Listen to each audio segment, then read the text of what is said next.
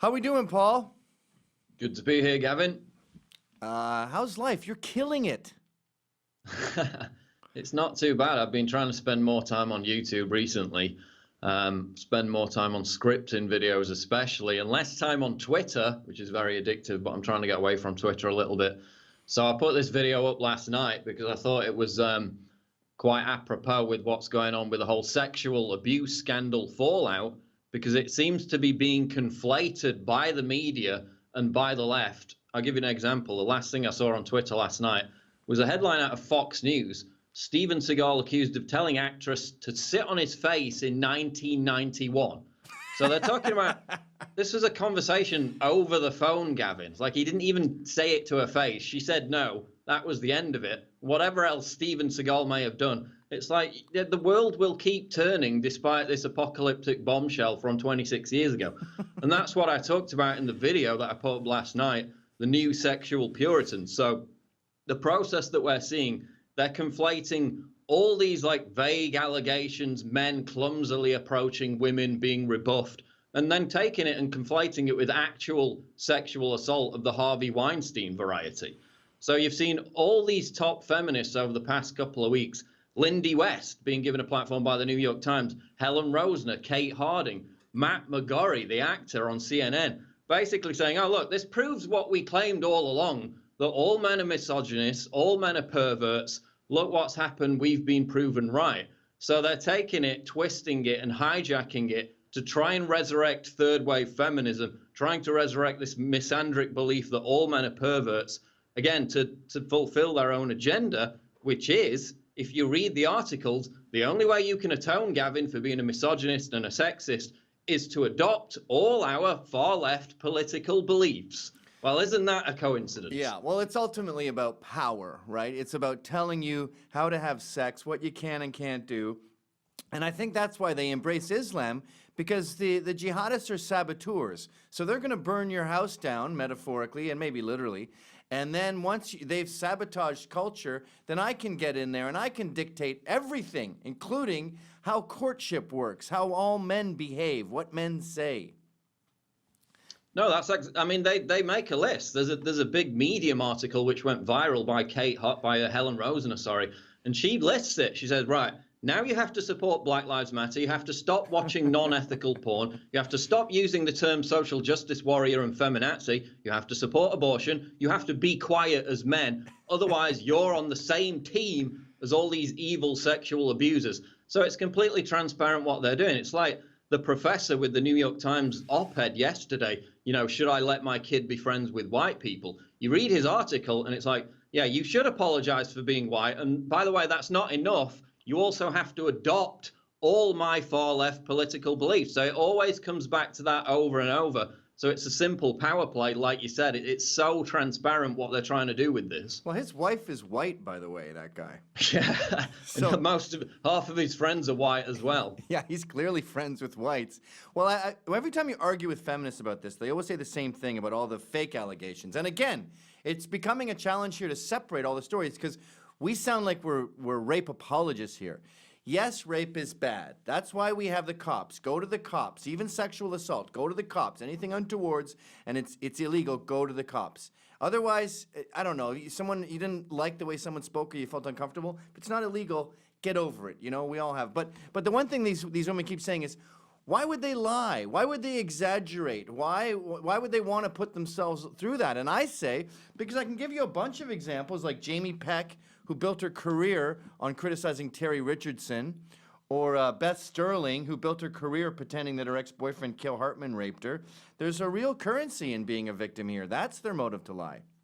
And that's exactly what the feminists are telling them to do. You know, feminism is not about equality anymore. It's about smothering yourself in victimhood. We had the whole college rape culture myth that's been completely debunked. That was totally exaggerated out of all proportion. Innocent people were smeared. And again, this is a continuation of that. You talked about rape culture. Kate Harding, who is one of these feminists saying, oh, this proves we were right to hate all men all along, doesn't it? She wrote a book called The Alarming Rise of Rape Culture. Now, how many of these feminists have said anything, Gavin, about the actual rape culture that the West has been importing for the past 2 years in the form of mass Islamic immigration? Absolutely Nothing. In Cologne, when they had the mass molestation, they went to the local migrant center, the feminist group did, and handed out roses. That was their response to the molestation of 2,000 women in Cologne. Now what we're seeing in the UK especially, they're regressing us back, these sex-negative feminists on the same page as Islamists, to this modesty culture, where now we have a discussion of segregated trains. We have bikini ads being banned by Sadiq Khan in London. We've got catwalk shows based around modesty culture becoming more and more popular.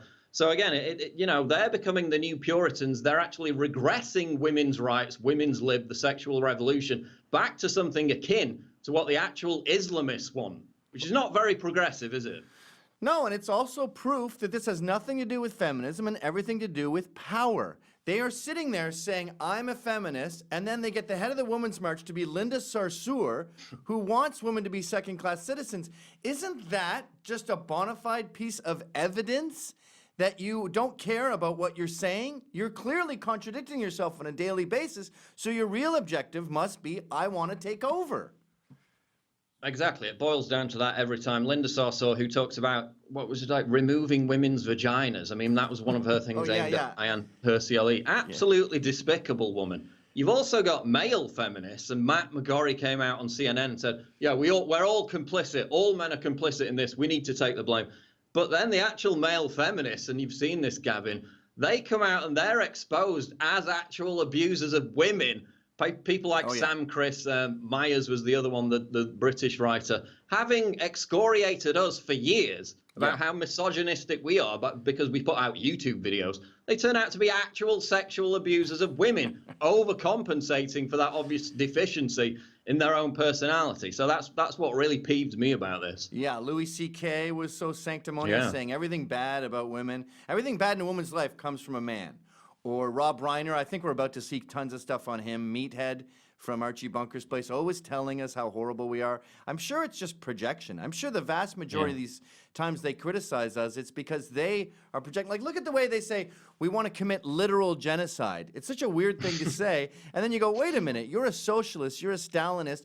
You've committed literal genocide with your abortions, with Down syndrome. I think you do want to commit literal genocide. That's why it's in your vocabulary.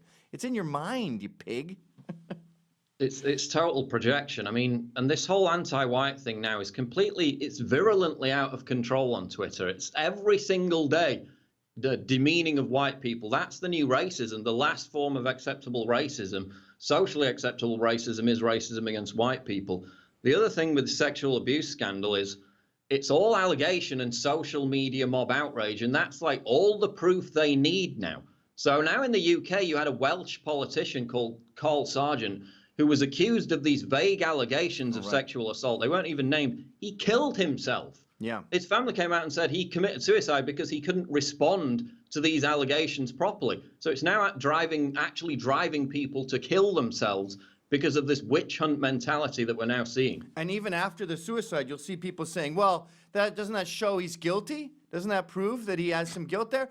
No, there's some people that aren't strong. Like Paul Nungesser at Columbia, he sued the school after Mattress Girl ruined his life. He's strong. But this guy who killed himself, or I think Cale Hartman, a lot of guys just go, I can't stand this stigma. And by the way, you've got to be pretty tough to stand up to this. Cale was just at a comedy club a year after this fake allegation, and he's sitting in the audience of an improv place, and the owner leans over and goes, yeah, you're going to have to leave. No real proof, nothing, just rumors, and a lot of these guys can't handle it. They collapse. Oh, no, obviously that's the thing with Kevin Spacey and Weinstein. I mean, they admit a lot of it. If you're going to admit it or there's evidence for it, then fair enough. But accusation alone, it's like all this Roy Moore stuff. Yes, if that's what happened, then he deserves the full punishment of the law. But we can't just create a system with complete injustice where if enough people are outraged on Twitter, then it must be true, because that leads to a horrible situation. And you know, we're coming from a perspective. I've made videos calling out Hollywood paedophile rings. I made videos calling out political paedophile rings, calling out the actual rape culture that we're importing. So we're coming from a position where we've talked about this at length, but now it's all being conflated. They're all hijacking it to resurrect third wave feminism because it's been discredited.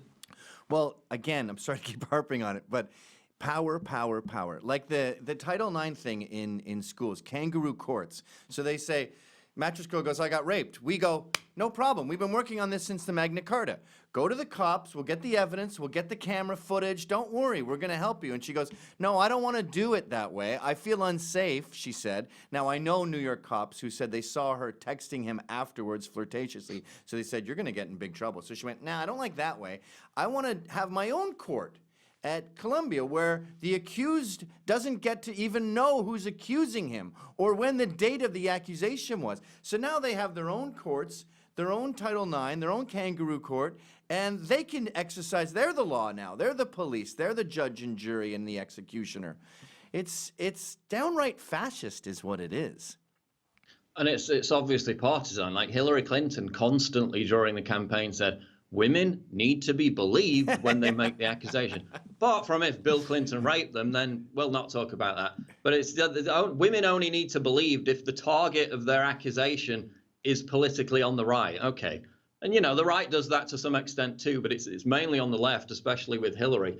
And yeah, you get people's lives are being absolutely ruined by this. Right.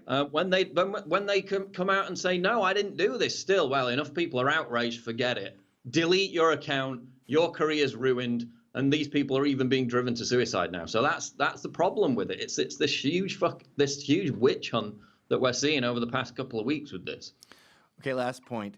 The mentality is that men are rapists. They've taken, most rapists are male, yeah, vast majority, but they've taken that to be all men are rapists. And I remember seeing Karen Strawn say, back before we even really had laws, you know, back when Christianity was being hammered out, they were talking about, we want to punish men for beating their wives, but when we put him in jail, he's no longer making money, and we end up punishing the woman. So what about this? What about we take the guy who beats his wife, and we publicly whip him in the court square, and then send him back to work? So he gets punished, and she gets the money. So my point here is that men have been fighting these rapists and dealing with this problem since the beginning of civilization. Yes, a lot of the bad guys are men. All the good guys are men too. Yeah, and that's kind of the point I'm making in my video, this collectivist mindset. You know, some women throw themselves at powerful men, okay? Let's not deny that that's a fact. Power is an aphrodisiac. Some women sleep their way to the top. Also, some men, notice the stress on some, abuse their power and then think, oh, I can have any woman, which is what leads them into trouble with this sex assault stuff. So there's fault on both sides. And as you said, men are heroes, men are villains. But we can't conflate it all and demonize an entire gender just because that suits our political agenda. And that's what feminists are trying to do. I mean, it all spills out of the Trump grabber by the pussy tape. Right. Obviously, he was talking about women who throw themselves at famous, powerful men. That doesn't mean that all women do that, and that doesn't mean that that's a good thing, and some men do abuse that. So we have to see it from both perspectives and not lump everybody in with these villains, with these sexual abusers. That's all that I'm saying in the video. And now they're trying to exploit it to push this idea, you can only atone by adopting our political beliefs. It's all about power, as he said. Yeah, they let you do it. Well, Paul, it's a great video, The New Sexual Puritans, and I think videos like this, I know you constantly get hammered and we all get attacked on a daily basis, way more than the left, but young millennials, young people see these videos, they look up the references, they double check it, and they go, this guy's right. And I think it's why young people are now leaning farther right, because they're realizing that the left is full of shit.